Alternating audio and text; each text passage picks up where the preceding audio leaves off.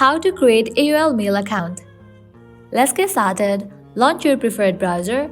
Now type in AOL Mail and search for it. With that, different website links will appear. Click on the very first one, website option, AOL Mail, open it. With that, you will be directed to the login page. Now at the bottom, you will see the option of create an account. Click on it. Now from here, you can easily create your account.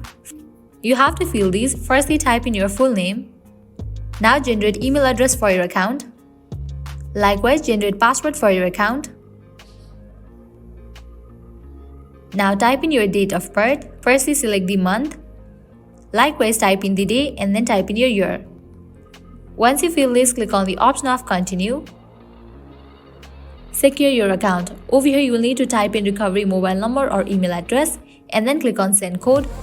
Now you will be getting code in this email address that you have just entered. You can check your mail and type in the code over here. Once you type in the code, click on next. Click on done. With that, you have successfully created your AOL Mail account. So this is how you can easily create your AOL Mail account. At the end, if you guys find this video helpful, don't forget to like, share and subscribe to our channel. Thank you.